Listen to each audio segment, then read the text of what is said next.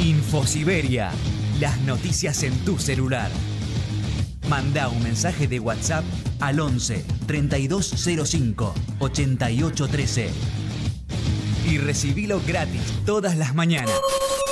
¿Cómo puedo hacer para escuchar Radio Caput en el celular? Primero lo importante. Prenda el teléfono. Así puedo acercar a saludarlos y... Abra el Play Store de Google, tipee en el cuadro de búsqueda Radio Caput, Caput con C. No desesperes, es la única que hay. Toque el botón instalar y espere unos instantes. La aplicación de Radio Caput ha sido instalada exitosamente. Busque el icono en su celular. Los quiero mucho, los aprecio, los admiro mucho, lo que hacen, los felicito. Y podrá escuchar la única e irreemplazable programación de Radio Caput. Sería un placer para mí, realmente. Radio Caput. Unidos y fuertes, luchamos por nuestros sueños, no importa el que dirán. Somos los sub-30 y vamos por más, no nos rendiremos, vamos a ganar, no nos rendiremos. Lunes a las 5 de la tarde. Radio Caput presenta sub-30.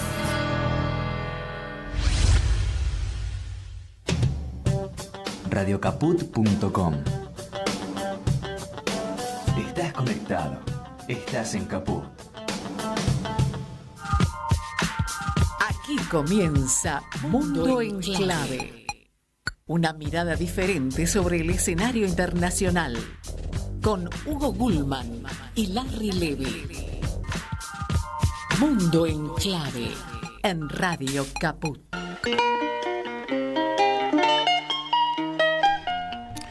Y ahí estamos, en la tarde de Caput, como todos los lunes a esta hora, con Mundo en Clave y acompañados por esa cortina, aquí, allá y en todas partes. Qué linda que es, ¿no? Muy linda. Bueno, porque recorremos aquí, allá y en todas partes, con la promesa de recorrerlo también, que me pasa hoy, ¿no? Cuántas trabas en la voz. De volver a recorrerlo en la radio pública de Marcos Paz, el martes a las 16, de volver a recorrerlo nuevamente el miércoles en RPD Radio, en la FM 97.5 de Oberá, en la provincia de Misiones, y de recorrerlo también en diferentes horarios en Radio Pista Urbana, que la podés escuchar online. En los controles, como siempre, Martín Loza, aquí, del otro lado siempre, tendría que estar de este lado también charlando con nosotros.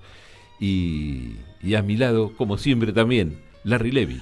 ¿Cómo estás, Hugo Gulman? Hoy, que es tarde lluviosa aquí en Buenos Aires, y por el país que vamos a tocar, nos vendría bien un buen café árabe.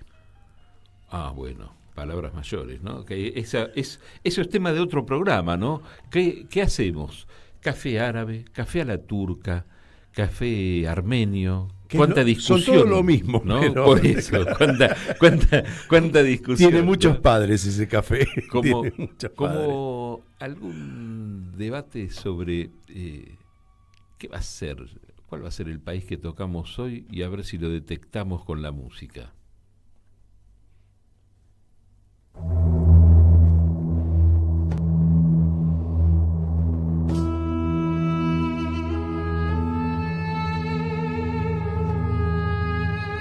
Cuánto suspenso, ¿no? ¿Qué película es? ¿Qué película es? Qué bueno, tal cual. Suena a Ben-Hur, por ejemplo. ¿Es en Netflix? No, esto... El cine de pibe con el chocolatinero recorriendo y uno con la madre pidiéndole cosas, ¿no?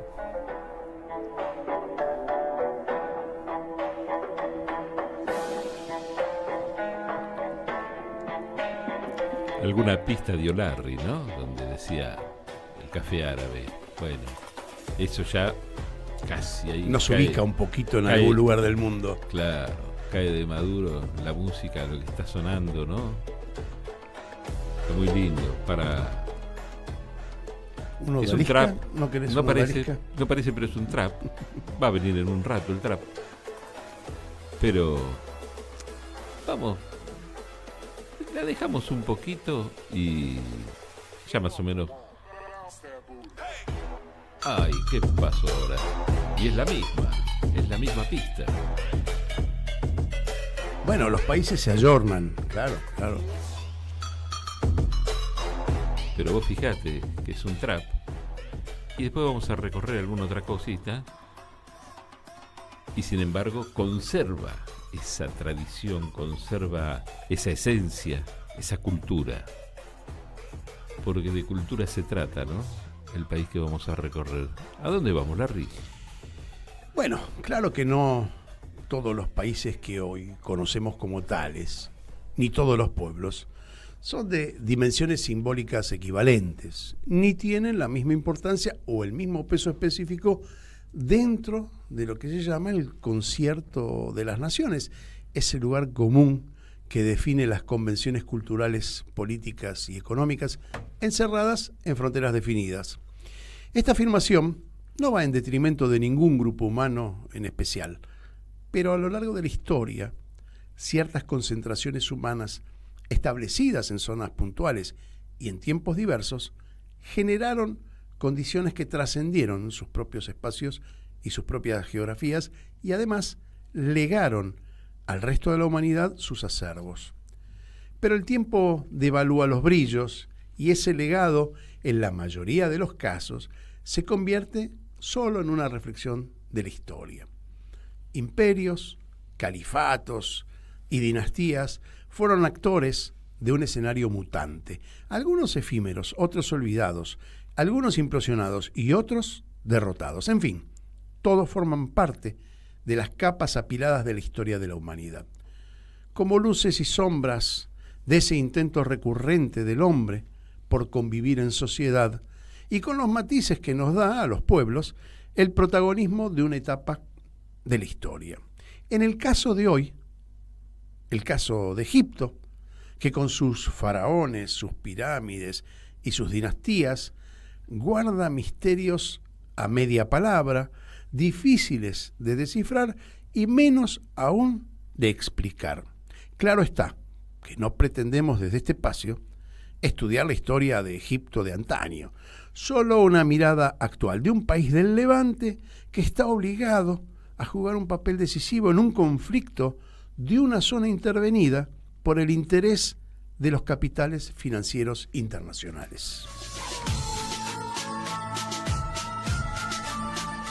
Pensando en esto que decís, esa influencia, de alguna manera es la misma influencia que tuvo, por ejemplo, en la gastronomía, ¿no? Donde ahí está África, está el Mediterráneo, está Asia, ¿no?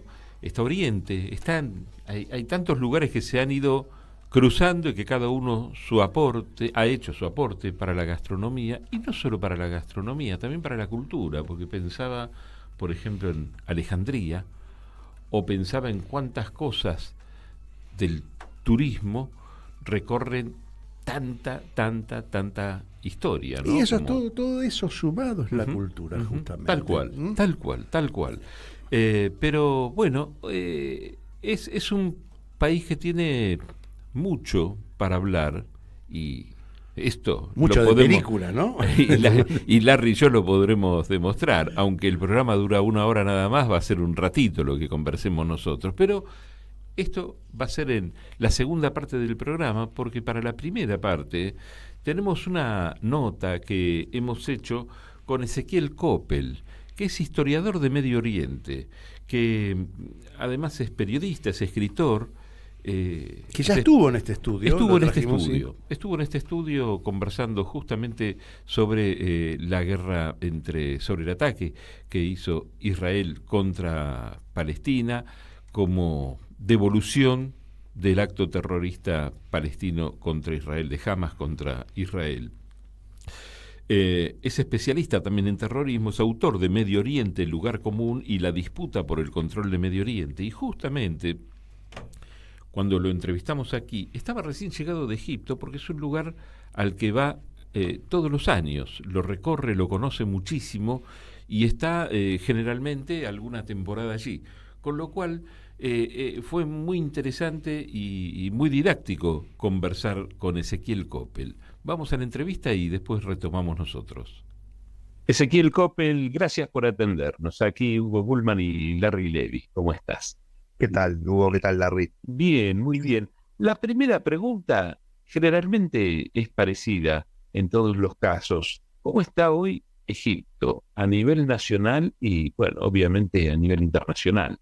Y mal, Hugo, la verdad que está mal. La verdad que yo creo que es un país que año a año, década a década, cada vez está peor. Me parece casi una crónica de una muerte anunciada o un descenso anunciado. Desde el Egipto, que muchos de nosotros, más ustedes, que son un poco más grandes que yo, conocieron, encabezando el mundo árabe, el panarabismo en el 60, en el 50, queda poco, la verdad. Incluso quedan las aristas más controvertidas de ese panarabismo, es decir, un líder fuerte, bastante dictatorial, y económicamente está mal, está muy mal. Principalmente tiene un gran problema en cuanto a su población, en cuanto a que nace muchísima gente y el Estado no puede darle trabajo a esa gente. Es decir, si había más o menos 30 millones de personas, más o menos en el 50, 60, hoy hay 110 millones de personas. Desde el punto de vista de relaciones internacionales, Egipto hoy, ¿dónde lo ubicarías? Es decir, del lado occidente, OTAN, Estados Unidos, del lado de las potencias emergentes en Medio Oriente. Yo lo ubicaría cercano a Estados Unidos en cuanto que es el segundo país del mundo que más ayuda militar recibe de Estados Unidos después de Israel. Es decir, ese acercamiento se produce fuertemente luego de que Estados Unidos sea el mediador en el acuerdo de paz entre Egipto e Israel, y bueno, y Egipto lo hizo a cambio de algo. Es decir, se alejó un poco del acercamiento que tenía con la Unión Soviética, bastante, se alejó del acercamiento que tenía con la Unión Soviética en la época de Nasser, y te puso bajo el ala de Estados Unidos. Internacionalmente yo lo veo como un país que sigue siendo importante en el mundo árabe. Egipto sigue siendo Egipto, Egipto es Egipto, pero bueno, es un país que me parece con la irrupción del poderío de las monarquías árabes en el Golfo ha quedado un poco atrás. Es decir, sigue teniendo el nombre, sigue teniendo, bueno, los papeles, pero su poder, digamos, en Medio Oriente está un poco alicaído. ¿Y su ejército está formado como para poder utilizar y conocer tantas armas que recibe? ¿Tiene expectativas de utilizarlas también? A ver, yo creo que el gran problema de Egipto es un problema, yo creo que hay un montón de cosas que Nasser hizo bien en Egipto, hay un montón de cosas que no pudo hacer, pero me parece que hay una matriz que continúa desde la revolución egipcia de 1952 hasta el día de hoy, que es el ejército dominando todo. Es una dictadura militar, férrea, directamente. El ejército recibe y se hace fuerte con las armas que tiene, y también recibe otro tipo de ayuda militar que la canaliza en economía que el ejército maneja. El ejército maneja todo. Es decir, empresas de cemento son manejadas por el ejército, construcción, etcétera. Es un gran, ¿cómo lo puedo decir? Es como un gran monstruo que amenaza en cuanto a su poderío militar. Es decir, actualmente Egipto tiene ciertos problemas con Etiopía, a raíz de que Etiopía quiere crear una represa que contenga el flujo del Nilo, y los egipcios piensan que eso los puede afectar en cuanto al flujo del Nilo. Y bueno, ahí Egipto es como hace gala de las armas que tiene o del apoyo que tiene Estados Unidos y amenaza a Etiopía de que puede entrar a una guerra. Sigue siendo grande el ejército egipcio y sigue recibiendo armas. El tema es que hace un montón que no pelea una guerra también, casi 50 años, y es un ejército que está un poco, no voy a decir en desuso, es decir, puede tener armamento un poco moderno, pero bueno, hace mucho no entra en un conflicto para probarlo. No podemos soslayar lo que está pasando en este momento entre Gaza e Israel, Palestina e Israel, y el papel que juega Egipto.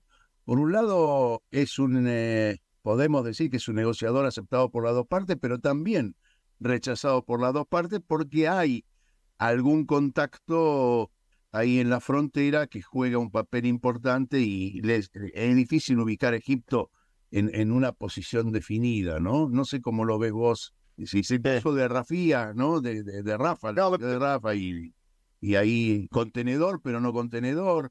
¿Permite o no permite, digamos, la entrada de palestinos a Egipto? Evidentemente no lo permite. Bueno, esto es negocio, esto. Claro, es todo, no, pero aparte es un juego político, evidentemente, porque Bueno, yo quiero recordar que la Franja de Gaza fue ofrecida en las negociaciones de paz con Egipto en su momento, en el año 77, 79, cuando se firma la paz. Egipto no quiso recibir ese territorio porque sigue siendo problemático también para los egipcios, ¿no? No, es como vos decís, los egipcios la tienen bastante complicada en el sentido, yo sé que mucha gente, y últimamente más se está diciendo, los egipcios no son solidarios con sus hermanos árabes palestinos, no abren la frontera, etcétera. Es un poco más complejo en el sentido que los egipcios no quieren pagar los problemas que tienen los israelíes con los palestinos. Es decir, ellos dicen, ¿por qué nosotros vamos a hacer ya no la moneda de cambio, sino el territorio que pague el problema que tiene Israel con Hamás en Gaza? Es decir, nosotros vamos a recibir, pongámosle, hay 2 millones de palestinos en Gaza, más o menos. Recibiremos 1.500.000, 500.000. Bueno, eso nos cambia el balance demográfico de la península del Sinaí, que vos bien, Larry, sabés, y Hugo, vos también, está habitada principalmente por beduinos, y bueno, en un contexto de gran crisis económica como la que vive hoy Egipto, es decir, el gobierno egipcio ve que eso va a ser un problema, más que un beneficio recibir un millón de refugiados. Entonces es un poco complejo, es decir, los egipcios, a ver, me acuerdo la primera ronda de guerra que tuvo Hamás con Israel en el 2009, luego que Hamás tomara el poder de la Franja de Gaza. Me acuerdo de una conversación de Barak, el ex primer ministro israelí, que en ese momento era ministro de Defensa, que le dijo a Mubarak, era el presidente de ese momento, permitinos vaciar Gaza de los civiles, aguantalos un año en el Sinaí y nosotros vamos a limpiar Gaza de Hamás. Y Mubarak le respondió, no, yo ya dejé Gaza, yo ya me fui de Gaza, ya nos fuimos los egipcios, nosotros no queremos volver a tener este problema. Y eso es lo que pasa. Luego hay hechos un poco controvertidos, que si vos sos palestino y querés salir por la salida que tiene Egipto, eso siempre costó cerca de $3.000. Es decir, eso se lo maneja es bastante oscuro, lo maneja una agencia de viajes dominada por el Estado egipcio y te cobraba $3.000 para permitirte entrar. Hoy esos precios andan cerca entre los $9.000 y los $12.000. Es decir, hay componentes dentro del gobierno egipcio que lucran con la desesperación de los palestinos también. ¿Cómo juega China con Egipto? Y bueno, tiene negocios cada vez que van aumentando. China tiene negocios con todo el mundo en Medio Oriente, es decir, con Israel sigue hablando de un tratado de libre comercio y de por sí tiene importantes intereses en lo que son los puertos, principalmente el de Haifa, a pesar de que no lo pudieron administrar totalmente, tiene muchos intereses. China tiene un abordaje en la región diferente al de Estados Unidos. China es como cada uno que se maneje con sus temas internos de su forma. A nosotros nos importa que esos problemas no se desbarranquen si esos problemas afectan nuestros intereses. El ejemplo más claro de la intromisión de China en la región es cuando el problema saudí-iraní se fue, perdón la palabra, se fue de mambo, se fue de control, y ellos dijeron, bueno, esto nos está complicando esos intereses petroleros, nosotros necesitamos mucho petróleo. China tiene negocios importantes con Irán, pero tiene negocios importantísimos con Arabia Saudita también. Entonces, China se mete en la región cuando ve que sus intereses económicos o sus empresas o sus temas se ven afectados. En este momento, en el tema Gaza-Israel, ha pronunciado algunas declaraciones altisonantes de crítica a Israel, pero no va a pasar mucho más de ahí. Ahora, Egipto tiene problemas a izquierda y a derecha, digo, geográficamente hablando, no políticamente hablando, y ellos no se consideran del todo árabes, ¿no? Étnicamente tienen particularidades y ellos se sienten. Eso fue también lo que fogoneó a Nasser en su momento para asumir la representación o la intención de representar a todo el mundo árabe, ¿no? Ahora, sigue siendo un elemento a tener en cuenta por el resto del mundo árabe. Egipto sigue siendo un jugador como lo fue en los 60, 70, o está devaluado dentro del mundo árabe. Buena pregunta. Sí, está devaluado y sigue siendo como una mezcla. Es decir, está devaluado, es decir, el standing o la estatura que tiene el actual líder Sisi no es la estatura por ningún punto de vista que tenía Nasser en el pasado. O lo que tuvo Mubarak, ¿no? En su momento también. O lo que tuvo Mubarak, que vamos a contar también fue la primera guerra del Golfo, Mubarak interesante, etcétera. Está devaluado porque Egipto está devaluado económicamente, en todo sentido, en la sociedad. Yo lo repito casi todos los años, desde hace 20 años, y cada vez lo veo peor. Pero Egipto sigue siendo Egipto. Es como cuando dicen Bagdad es Bagdad, Damasco es Damasco y el Cairo es el Cairo. Sigue siendo un lugar que reverbera en el alma de los árabes de la región, es decir, sigue siendo un nombre propio. Y ese nombre propio te sigue dando cierto poder. Incluso, es decir, Egipto podrá tener muchas cosas malas, una cosa que le reconozco, es decir, cosas malas como comodín, lo digo, es que tiene un gran servicio diplomático, de verdad. Su diplomacia es muy, muy buena, a pesar de que está como toda diplomacia. Siempre, a mí me gusta el chiste que dice, ¿qué es un buen diplomático? Y un buen diplomático es una persona que miente muy bien por su país. Bueno, Egipto sigue teniendo una diplomacia muy buena y yo creo que sigue siendo importante en eso. Y sigue teniendo un ejército poderoso, y eso en un Medio Oriente donde no se imponen los abogados de Harvard, sigue teniendo cierto poder. Ahora creo que ese centro de poder, antes parado más cerca del Mediterráneo o del Levante, cerca de Egipto, bueno, está más abajo, hoy se movió más al Golfo.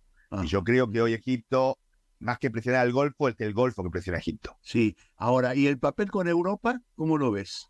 El papel con Europa, es decir, a que Europa le empiece a importar a Egipto, porque si Egipto se desbarranca, es decir, lo que fue el tema de refugiados de Siria va a ser un juego de niños. Ciertamente. Hoy hay como una especie de consenso donde Europa lidia con el liderazgo egipcio y no busca presionar. A ver, hoy en día, me preguntan a mí, que yo vi la caída de Mubarak, Mubarak era un liberal comparado con el actual líder Sisi. Es decir, Sisi tiene 30.000 presos políticos de las cárceles, por lo menos. Mubarak entonces tenía 10.000, 20.000. Yo creo que Europa prefiere mirar para un costado los abusos de derechos humanos hechos por Sisi para no enojarlo y para poder tener un ida y vuelta con un Estado que le puede preocupar mucho en muchas cosas, incluso en el tráfico de en el intercambio de mercaderías, el canal de Suez, etcétera. Yo creo que tienen una especie de tolerancia estratégica. Me preguntas a mí la palabra. Sí. Tiene un nivel de pobreza muy alto entre esos 100 millones de personas que tiene. Sí. Vos viste, Hugo, cómo es, viste, cada país vive la pobreza de forma diferente. Sí, tiene mucha pobreza, la verdad. Yo noto que tiene mucha pobreza. Creo que el tema, ellos tienen un gran problema de inflación actualmente y un gran problema la devaluación. Tiene un gran mercado negro también en cuanto a su lira. Yo creo que, bueno, eso está como bajando el nivel de vida de una clase media que Mubarak hizo mucho desastre, pero una cosa que hizo más o menos fue crear cierta clase media. Después podemos charlar cómo esa clase media después que hizo más cosas de la que le había dado Mubarak. Pero es un país que solo vive alrededor del Nilo. Es decir, si vos ves el mapa, Hugo, agarrás el mapa y ves, y si abrí una especie de división de luces, solo vas a ver luces alrededor del Nilo. Después es todo desierto. Sí. Y bueno, está todo concentrado ahí, tiene una densidad de población concentrada ahí, donde mucha gente vive hacinada, no se ha podido desplazar fuera del Nilo. No, la pobreza es muy fuerte, el Nilo está muy contaminado, hay mucha diferencia, es decir, incluso es una opinión personal, yo veo más diferencia entre los ricos y los pobres, por ejemplo, en otros países árabes. Yo cada vez lo veo más complicado el tema. A mí me parece que la población egipcia vive de la nostalgia de los años de Nasser, donde la industria cinematográfica, culturalmente, hubo un avance importante que se exportaba inclusive, ¿no? Las películas de egipcias se exportaban a todo el mundo árabe, ¿no? Era líder. Una última mirada. Estuviste hace poco en Egipto haciendo un recorrido interesante. Después de todo lo que conocías, y seguramente no es la primera vez que estás, pero de alguna manera vi que el recorrido fue profundo a través de las fotos que publicaste. Tu mirada hacia el futuro de Egipto, ¿dónde va a estar puesto su caudal? A ver, no económico, pero sí tiene una población enorme y todavía sigue siendo, o teniendo todavía un poquito de liderazgo en el mundo árabe, ¿no? Su palabra todavía no está totalmente anulada. ¿Para dónde lo ves? Es una buena pregunta. Entre nosotros, digo que somos amigos, vamos a hacer un poco de futurología. Yo creo que va a haber otro levantamiento, es decir, no sé si lo voy a llegar a ver bien, pero yo estoy seguro que han dado todas las condiciones para que algo parecido a la primavera árabe vuelva a pasar. Por supuesto, mucha gente tiene miedo que la primavera árabe traiga más pobreza, más descontrol político, que mucha gente resiente eso. Pero después están todos los condimentos, autoritarismo, depresión económica, están dando todos los condimentos para que lo que nosotros vimos, un levantamiento contra el gobierno egipcio, se vuelve a repetir. El tema es imposible saber cuándo, porque el gobierno egipcio ha dedicado sus últimos 12 años en hacer todo para que no vuelva a pasar. Es decir, ahora, por ejemplo, la plaza Tahrir, no solo le han cambiado los símbolos, está militarizada, pero militarizada de un punto para que una persona se para ahí, saca una bandera, la arrestan. Va a ser complicado, pero es una situación que no le dio salida. Es decir, que no le dio salida. Conflictiva, es muy difícil la organización social, estudiantil. Es imposible, Hugo. Es decir, tiene una ley que si vos te juntás 11 personas en la calle te pueden detener. Acá estaba el tema de Bullrich de 3. Sí. Bueno, es lo mismo. Es un estado de emergencia. Es lo mismo. Exactamente lo mismo. Ha desarrollado un servicio de inteligencia interna muy fuerte, al estilo de algunas otras como Irán quizás, y es muy difícil darle frente a eso. Sí. La Mukhabarat es muy yo tengo mucho miedo a la Mukhabarat. Es muy peligroso. Ezequiel, te agradecemos muchísimo. No, por favor. Gracias por invitarme. Les agradezco a ustedes. Bien, ahí estábamos conversando con Ezequiel Coppel, historiador de Medio Oriente, periodista, escritor, y que recorre Egipto cada año, ¿no? Hace poco tiempo, en diciembre, volvió después de una estadía de varios meses allí, ¿no? Donde generalmente aprovecha para estudiar, para... Da clases, en realidad lleva también grupos desde acá para que conozcan la realidad de Medio Oriente. Antes de ir a la tanda, me parece que nos queda tiempo porque hizo una referencia que me pareció muy interesante, que tiene que ver con el río Nilo, ¿no? Del que tanto hablamos, el río más largo del mundo, 6.000 y pico de kilómetros de largo, ¿no? Y es un río de agua dulce que abastece con la mayor parte del agua dulce a toda la población.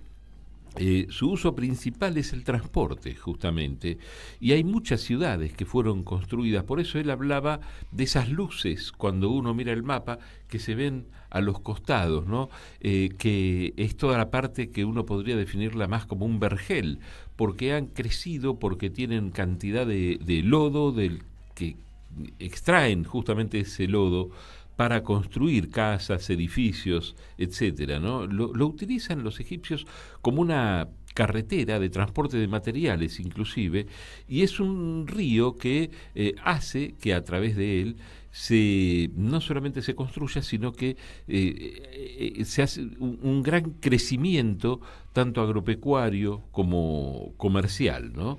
Se origina allá lejos, ¿no? En el lago Victoria, que se encuentra en la frontera con los países africanos de Kenia, Uganda y Tanzania. Es el lago más grande del continente africano y el segundo lago de agua de agua dulce, ¿no? Más grande del mundo. Así que bueno, quería comentar un poquito como un mini agregado acerca de lo que nos comentaba Ezequiel Coppel. Interesante porque, bueno, el hecho de frecuentar el lugar le da la posibilidad de entender en cada uno de los viajes alguna cosa diferente que él busca. Lo hablamos fuera de aire con él y es interesante, ¿no? Porque es un país que ha tenido una gloria específica, tiene un nombre, un peso específico en el mundo árabe, pero hoy está devaluado. Lamentablemente es un país que está sumido en la pobreza, sin duda, ¿no? Después vamos a ver, después de la pausa, los datos económicos de... Un montón de datos que trajo Larry como para informarnos sobre los números de Egipto. Vamos a la pausa y volvemos con más Mundo en Clave. Enseguida volvemos con más Mundo en Clave. Siempre en Caput. ¿Cómo puedo hacer para escuchar Radio Caput en el celular? Primero lo importante. Prenda el teléfono. Así puedo acercar a saludarlos y... Abra el Play Store de Google, tipee en el cuadro de búsqueda Radio Caput, Caput con C. No desesperes, es la única que hay. Toque el botón instalar y espere unos instantes. La aplicación de Radio Caput ha sido instalada exitosamente. Busque el icono en su celular. Los quiero mucho, los aprecio y los admiro mucho, lo que hacen, los felicito. Y podrá escuchar la única y irreemplazable programación de Radio Caput. Sería un placer para mí, realmente. Radio Caput. Mandanos un WhatsApp. Mandanos zaraza y noticias. 11 65 16 44 46. Un pueblo sin piernas pero que camina. Columna vertebral. Estamos atrapados en la misma red. No vamos a quedarnos tirados en el piso sin intentarlo todas las veces que sea necesario. Columna vertebral. Todos somos héroes anónimos. Los lunes a las 6 de la tarde. En Capó. Manda un mensaje de WhatsApp al 11 3205 8813. Infosiberia. Las noticias en tu celular. Manda un mensaje de WhatsApp y recibilo gratis todas las mañanas. Infosiberia. Las noticias en tu celular. Seguimos con otra vuelta al mundo en clave.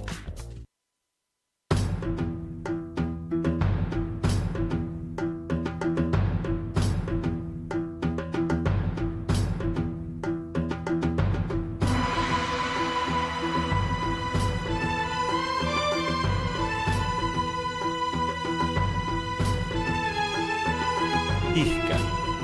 Aquí estoy de odalisca en el estudio. Yo siempre digo que este programa nos divertimos mucho haciéndolo, preproduciéndolo, haciéndolo. Bueno, es la música oriental. Toda esta música oriental viene de la India, tengamos en cuenta eso. Y ya lo dije alguna vez acá, con otro programa, con Marruecos, hay una escala diferente a la que conocemos en Occidente, se llama microtonalismo, es decir, entre tono y tono hay otra nota, existe otra nota y se la ejecuta. Ajá. Y eso hace que la música oriental tenga esa particularidad, ¿no? Y siempre hay alguna cítara sonando, ¿no? Sí, fundamentalmente el elemento se llama canon. Es una especie de cítara, pero que te las pones arriba de la falda y se ejecuta con dedaleras, con uñas, pero de metal. Si no, terminarías con los dedos hechos pomada, digamos, ¿no? Porque qué linda, es música muy linda, pero vos fíjate que en casi todos los géneros tenés esa esencia que sigue ahí girando y dando vueltas, ¿no? ¿Te parece, Larry, antes de meternos en los números duros, en todos esos datos que solés tener siempre con mucha búsqueda, que vamos a recorrer un poquito el mundo y volvemos? Demos una vueltita, dale. Vamos. Ayer llegó a Roma el tercer vuelo con niños y adultos de la Franja de Gaza que necesitan asistencia médica. 45 gazatíes a bordo, entre ellos 14 niños, 8 adultos y 23 acompañantes que serán atendidos en hospitales pediátricos italianos. Y acá un pequeño conflicto después de que Joe Biden, el presidente de los Estados Unidos, dijera que el primer ministro israelí está perjudicando a Israel más que ayudando. Netanyahu le contestó, por supuesto, y dijo: no sé exactamente qué quiso decir Biden, pero si quiso decir que estoy aplicando políticas contrarias al deseo de la mayoría de los israelíes y que con eso perjudico los intereses de Israel, entonces se equivoca, dijo Netanyahu. Otra declaración conflictiva: Polonia admitió que soldados de la OTAN ya están en Ucrania. El canciller polaco Radoslav Sikorski admitió que tropas de la OTAN ya se encuentran en Ucrania. Esto sucede después que el presidente de Francia, Emmanuel Macron, declarara que las fuerzas occidentales podrían participar en el conflicto ucraniano. Que es interesante esto, y sumemos también el reclamo que le hizo el Papa Francisco lo que creó un gran conflicto entre Zelensky, el presidente ucraniano, y el Papa, ¿no? Totalmente, ¿no? Escúchate esta, Nayib Bukele, o Bukele, el presidente de El Salvador, se ofreció para arreglar la crisis en Haití. La oferta viene tras la declaración del estado de emergencia y el estado de sitio en el país caribeño, mientras que Ariel Henry, su presidente, está en Puerto Rico, sin poder volver a Puerto Príncipe, la capital haitiana, está asediada por pandillas, es decir, que el mismo que curó las pandillas, lo digo, curó con sorna, ¿no? En El Salvador, ahora lo quiere hacer en Haití, quiere exportar su modelo. ¿A Bukele no le convendrá contratar y llevarse por un tiempo a Patricia Bullrich? Y puede ser, ¿por qué no? Escúchate esto también porque significa una luz de alerta para todos los que estamos con los derechos humanos, el feminismo, todos los avances que hemos tenido en los últimos tiempos. Las propuestas del gobierno de Irlanda para redefinir la familia y el papel de la mujer en la Constitución fracasaron por amplio margen en el referéndum realizado este último fin de semana. Más de 2/3 de los votantes dijeron no a ambas propuestas, a pesar de que la mayoría de los principales partidos hicieran campaña por el sí para adaptar la Constitución, que data de 1937. Y seguimos con las alertas rojas. La Alianza Democrática y el Partido Socialista llegaron a un empate en alrededor del 30%, estamos hablando de Portugal, del electorado para cada uno, en las elecciones legislativas anticipadas ayer.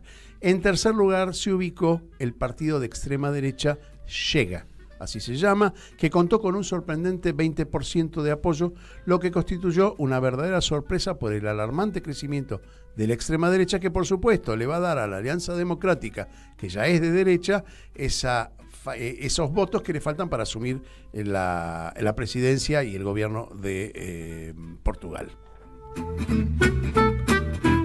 Y cerramos con lo que para los musulmanes es el mes más importante del año. Los musulmanes comenzaron ayer domingo la celebración del mes de Ramadán, en el que el profeta Mahoma recibió la primera de las revelaciones del Corán. Es el 9º mes del año musulmán y finaliza el 9 de abril.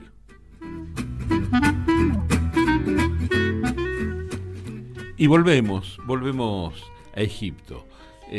Con un saludo para los amigos musulmanes ahí, para, bueno, por supuesto, Ali Mustafa y tantos otros, ¿no?, con los que nos vinculamos habitualmente. Y ya que volvemos después de este viaje por diferentes rincones del planeta, y estaba pensando, por ejemplo, en un full medamés, ¿no? ¿Qué es eso? El full medamés. Mira, vamos a aclarar una cosa. Si es comida, sí, tendrá que ser después de la noche para los musulmanes, ¿eh? Porque en el mes de Ramadán, ¿qué se hace? Se ayuna desde que sale el sol hasta que se acuesta el sol. Pero ¿sí? Nosotros recorrimos recién el mundo. Nosotros sí podemos, ¿no? Dale, contanos qué hay de comer en esas latitudes. El full medamés es uno de los platos nacionales que se suelen comer más en el desayuno. Pero yo cuando te diga los ingredientes vas a decir, che, ahora también. Son habas, full quiere decir habas.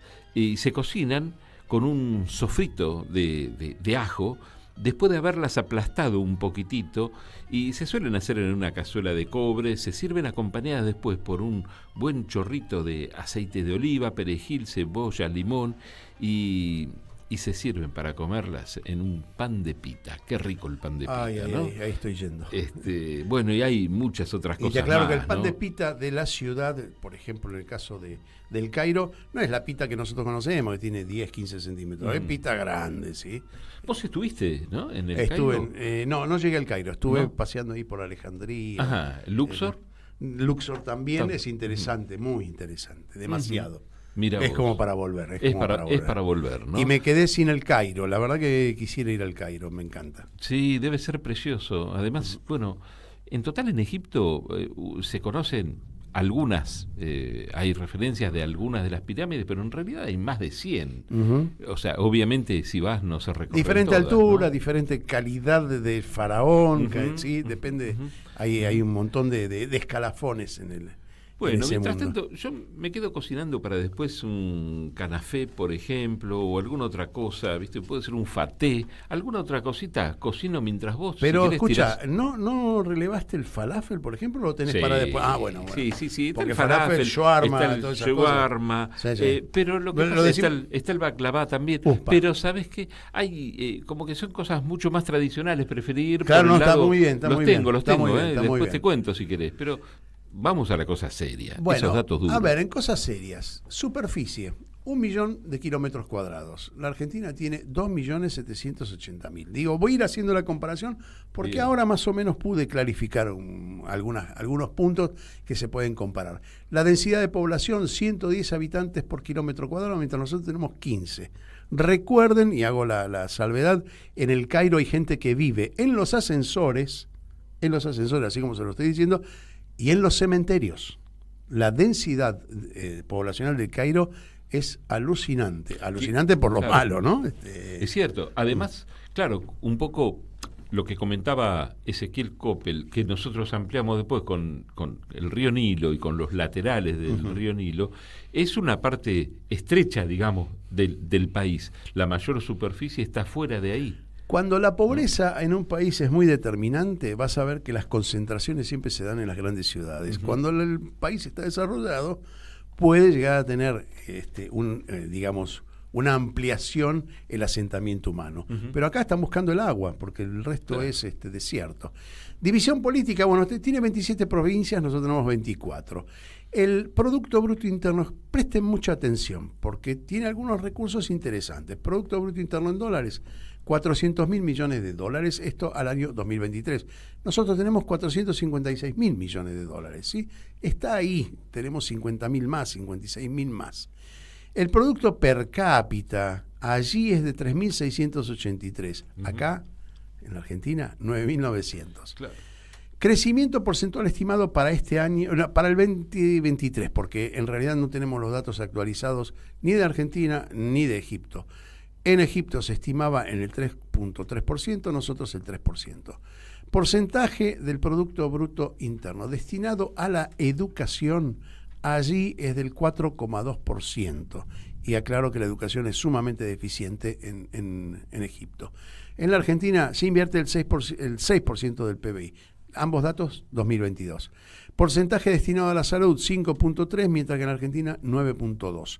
Deuda externa en dólares, ellos tienen 155.800 millones de deuda en dólares, ¿sí? Nosotros tenemos 323.000 millones.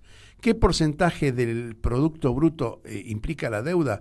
Para ellos solamente el 38,5%, para nosotros el 70,8%, datos de 2023, vuelvo a aclarar. Saldo comercial, ellos tienen un saldo comercial negativo de 50.000 millones de dólares. Nosotros tuvimos en el 2023 6.000 millones de dólares positivos. Es decir, exportamos más que lo que importamos.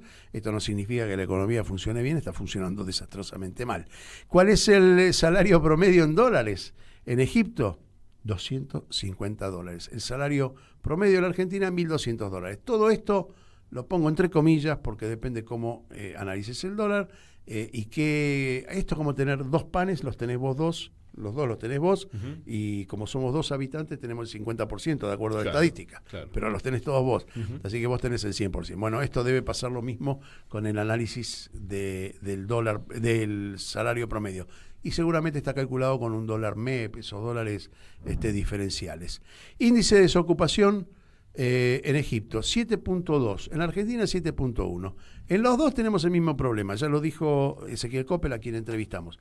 Hay una gran pobreza, hay una gran desocupación o hay una gran subocupación. Es decir, que estás ocupado, registrado, pero cobras lo que no te alcanza para vivir. En Argentina nos pasa esto con frecuencia en el último año. Gente que no alcanza con el sueldo en blanco a vivir. Vamos un poquito a los precios. Precio de 1 kilo de pan. Fíjense, nosotros somos productores de harina, ¿no? ¿Cuánto cuesta el kilo de pan en Argentina? $1. ¿Sabes cuánto cuesta allí? $0.50. ¿Sí? Vamos a empezar con las cosas que son contrapuestas a la realidad. Precio de 1 kilo de harina, 70 centavos de dólar. Nosotros somos productores, 80 centavos de dólar. Más caro. Carne vacuna, 1 kilo de carne vacuna está allí más barato que aquí. $5 allí, $8 promedio acá. Impresionante. Precio en dólares de 1 litro de vino. $4 allí, que no producen vino. $4.50 aquí, que sí producimos vino.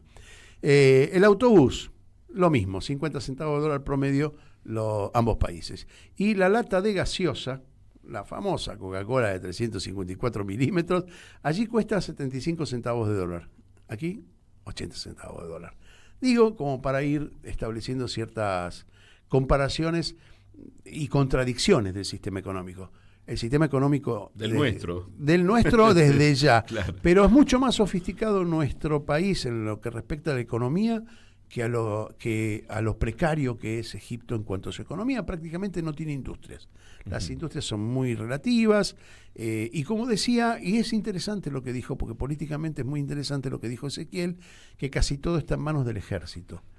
Toda la industria, las grandes producciones necesarias para el crecimiento de un país, como el cemento, están en Egipto, en manos del ejército. Aquí en manos privadas en general.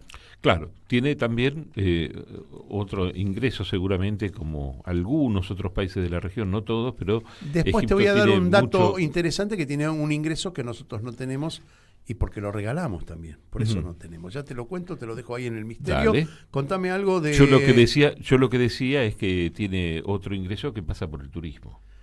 Ese no lo había contado, pero está muy bien. Que es un ingreso interesante y que un poco, como comentábamos al principio del programa, tiene toda la interrelación con la cultura, porque cuando uno viaja a Egipto hay playas, pero sin embargo la gente no va tanto en búsqueda de playas.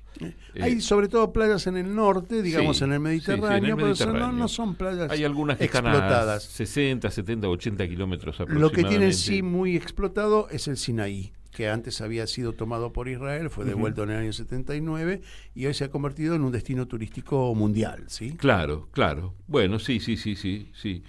Tiene, por supuesto, uno podría pensar en las pirámides, sobre todo las pirámides de Giza, que están a unos 13 kilómetros del centro de Giza, que es un viaje aproximadamente de mediodía, que es también todo historia, pero creo que uno de los lugares más rescatables, más concurridos justamente es donde estuviste vos, que es en Alejandría, ¿no? Que es una ciudad que está al norte, en la zona más occidental del delta del Nilo, sobre una loma que separa el lago Mariut del mar Mediterráneo, y esa es la capital de la gobernación del mismo nombre y el principal puerto del país. Además, se trata de la segunda ciudad más importante de Egipto después del Cairo.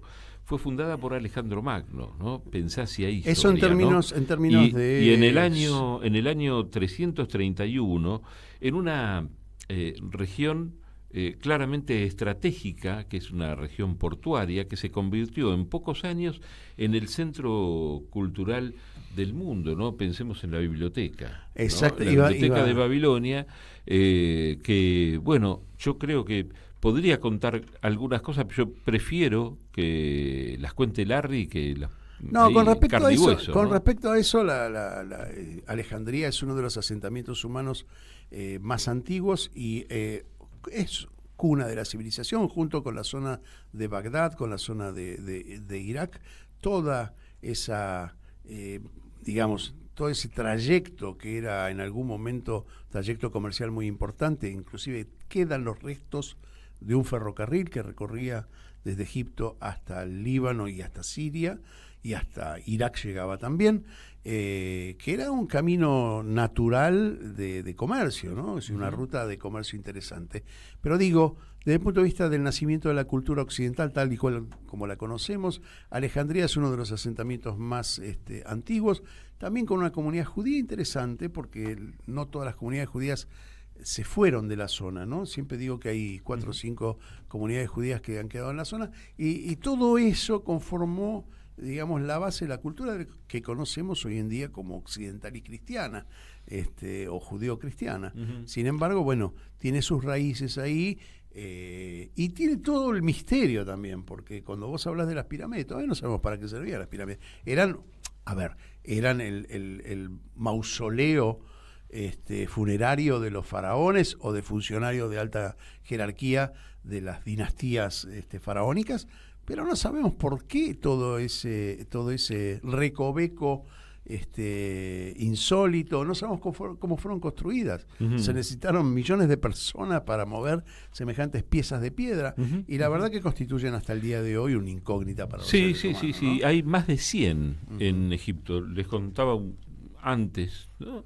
La mayoría están ubicadas alrededor de la ciudad del Cairo, incluidas las famosas pirámides de Giza que mencionábamos recién, ¿no? Y que, bueno, hay alguna excepción a esto, que es la pirámide de Abidos, que es en el sur de Egipto. La construcción comenzó, bueno, obviamente, con el faraón Djoser en la tercera dinastía, ¿no? Que varios de los primeros faraones construyeron más de una pirámide y la mayoría de los gobernantes que siguieron aumentaron ese número. La construcción de la pirámide terminó después del reinado del faraón Amosé del Imperio Nuevo, y las tumbas posteriores a ese periodo ya se ocultaron en la orilla occidental de Tebas, el lugar de estar marcadas con una pirámide, ¿no? Pero vos sabés que me llevaste por el lado de las pirámides cuando quería contarte un lugarcito más. Después ya te vuelvo a dar paso. Después hay muchos lugares más para A mí dame paso para la comida. Pero ahora enseguida te cuento, porque esto no es comida, pero por acá también empieza la tentación, ¿no? Porque esto es algo común a la mayoría de los países, porque vas a Turquía, vas a Líbano, vas a Siria, vas a Irán. Y en todos los lugares, ¿qué vas a encontrar? Un gran mercado, un gran bazar, ¿no? Bueno, acá en el Cairo tenés el de Han el Jalil, que es el gran bazar de la ciudad del Cairo, que es una antigua casona en una zona de comercio que fue creciendo con el paso de los años. Alberga todo tipo de tiendas, desde souvenirs industriales, talleres de fabricación de piezas únicas, mucha artesanía, textil, barro, y es un sitio de visita imprescindible para palpar la atmósfera más auténtica de la vida de la capital, pero por supuesto, si no llegás a discutir el precio con un comerciante, te echan. Pero te decía también que hay una enorme cantidad de cafés, de tés y de esa tremenda variedad de especias y de aromas típicas, de hierbas aromáticas, ¿no? Como hay en el resto de los países. Y sí, está esa discusión, ¿no? Donde también está la tradición, que creo que en algún momento lo comentamos acá, estoy casi seguro que lo hemos comentado en algún momento, donde esa tradición en la que el comerciante no puede perderse la primera venta del día, es una cábala. Entonces, si vos tenés que comprar algo que te gustó, ya sabés que de por sí vas a discutir el precio, pero si vas a comprar eso, quédate ahí temprano en la puerta esperando que el tipo abra, porque la primera venta no se la puede perder y le vas a sacar un poquito más de precio que en cualquier otra discusión que haya en el resto del día. Se ofenden si no regateás, se ofenden directamente si no regateás. Para ellos no te prestan la atención. Si vos le querés pagar lo que ellos te pidieron de entrada, no te lo venden. No te lo venden, es increíble. Bueno, ¿tenías algo para comentar? Digo que todas estas costumbres, inclusive te voy a decir más, en Alejandría fue un centro de prostitución histórica muy, pero muy, muy desarrollada. Increíblemente, yo a través de una investigación que hice para escribir sobre otra cosa, me topé con ese dato.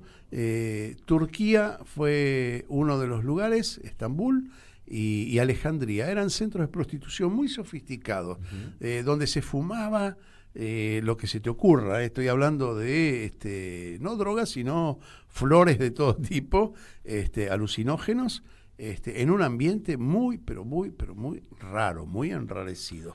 Era una de las características de Medio Oriente, ¿no? Antes de quedarnos muy cortos con el tiempo, porque ya nos queda mucho menos tiempo, tenías un dato interesante ahí, como una sorpresa. Uno de los datos más interesantes es que la recaudación de los impuestos en Egipto vienen o recaudación de dólares más que de impuestos, sino por el peaje en el canal de Suez. Algunos datos para tener idea, ¿no? Transitan por el canal de Suez. En el año 2022, 24.692 barcos lo atravesaron, y en el año 23, 25.500. Venía en crecida, pero ahora con el conflicto que se desató entre Israel y Palestina, los yemenitas empezaron a controlar toda la zona y empezaron a bombardear a barcos que atravesaban no el canal de Suez, sino el estrecho de Hormuz, que los barcos se dirigían por el estrecho de Hormuz y luego pasaban por el canal de Suez. Bueno, ahora están haciendo un camino más largo y evitan pasar por el canal de Suez y ser víctimas también de cualquier otro atentado de parte de los hutíes, que es los hutíes es una tribu de las dos que componen mayoritarias el Yemen, ¿no? Bueno, dinero recaudado por peaje en el año 2022, 8.000 millones de dólares. En el año 2023, 8.500. Promedio diario de ingresos por peaje, 21.740.000 en 2022, 23.300 en el 23, en el año 23. Bueno, todo depende del peso del barco y de la mercadería transportada. De esa forma se fija el peaje a cobrar, ¿sí? Recordemos que los barcos que vienen de Oriente tienen un enorme ahorro de cruzar a través del canal de Suez, porque vienen desde allí, ingresan, también a la vuelta lo mismo, y cruzan todo el canal y tienen una salida bastante estrecha al Mediterráneo, ¿no? Con lo cual evitan dar toda la vuelta por África y salir por el cabo, al Atlántico por el cabo y de volver Hornos. luego, ¿no?, al Mediterráneo. Pero bueno, si te parece, nos queda un minutito de programa nada más, y mientras vamos escuchando ahí una música que es una música folclórica tradicional, ¿no?, egipcia, la dejamos ahí de fondo. Así te cuento, para ponerte más en clima, algo acerca del faté. El faté, que es con F de Federico, doble T y una H al final, es un plato que puede ser de carne, de ternero, de pollo, con arroz, ajo y capas de pan seco que está humedecido en caldo. Y se suele cocinar al horno y servir con yogur y frutos secos. ¿Te gusta? Interesante. Eso, sí, muy interesante. Después, por ejemplo, el baklava, no vamos a hablar del baklava, ¿no?, porque es, bueno, mucho almíbar, ¿no?, como en todos los postres de la región. Después tenés, por ejemplo, el muluquiyá, que es una sopa que se prepara con hojas de yute, que en realidad es una planta que tiene un sabor sumamente amargo, pero que se suaviza al cocinarla, y se le añaden ajo, caldo y diferentes especias, siempre las especias siempre ahí sonando, ¿no?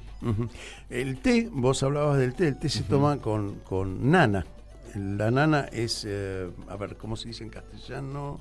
Es una variante del té con, ¿cómo se llama la hojita verde? Hibiscus. No, el hibiscus es oscuro. Bueno, se toma el té, y el té se toma con, como los iraníes toman, con el terrón de azúcar en la boca, no se pone en el té, ¿sí? Te pones el terrón de azúcar en la boca y vas tomando el té. Café turco tampoco, lo llamado café turco, café árabe o como quieras llamarlo, tampoco es tan sencillo, ¿eh? Si tenés algo, decilo en 10 segundos nada más. No, solamente el cambio de hegemonía con respecto a la política de Egipto, con por un lado Estados Unidos o por el otro lado Rusia, y tiene que ver con la creación del Estado de Israel en el año 48, que fue apadrinado por la Unión Soviética en su momento, y no tanto por Estados Unidos, que era el patrón de Egipto. Después hizo el enroque, fueron los rusos, y ahora vuelve a ser Estados Unidos el papel principal hegemónico en Egipto e Israel. Gracias, Martín Loza, en los controles. Gracias, Radio Pública de Marcos Paz, por repetir cada semana el programa. Lo mismo que RPD Radio, la 97.5 de Oberá en la provincia de Misiones, y Radio Pista Urbana también, que gira desde la capital para el mundo a través de Internet. Y gracias, por supuesto, a Caput, ¿no?, nuestra casa de todos los lunes, con este Mundo en Clave, donde los invitamos a reencontrarnos el lunes próximo. Gracias, Larry, a las 16 horas, gracias. Chao.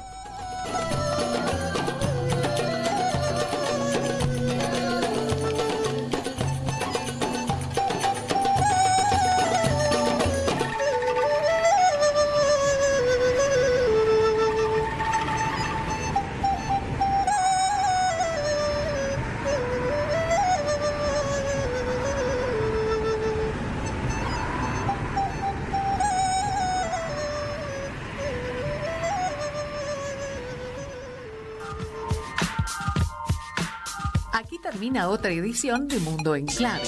En En Caput Había un viejo. pasan cosas. Dice así: si uno tiene un amor, una muchacha, una cosa que le anda por la piel por todas partes, digamos Buenos Aires, digamos un octubre, un poema, y pasa algo, ocurre que viene el mal, la peste, una desgracia, los cretinos mascadores de chicle, oleadores de todo lo que crece, un yanqui hijo de puta, los cretinos mascadores de chicle, para ser más precisos a matarla, un yanqui hijo de puta. Entonces ya no se puede hablar así nomás, es necesario odiarlo, destruirlo, hay que pelear con rabia y encontrar la manera de acabarlo, salirles al encuentro como sea y además decir, como un rezo, casi obligatorio, yanqui hijo de puta, todos los días, y enseñárselo a los chicos. Radio Caput. Caput. Por amor a la vida, nada más, simplemente. Esas cosas. Norberto Galazo en Caput. ¿Querés arrancar la mañana bien informado? Infosiberia, las noticias en tu celular. Mandá un mensaje de WhatsApp al 11 3205 8813 y recibilo gratis todas las mañanas. Infosiberia, las noticias en tu celular. Soy muy tímida. Ok. Radio Caput. Radio Caput. Estás escuchando Caput. Radio Caput. Radio Caput.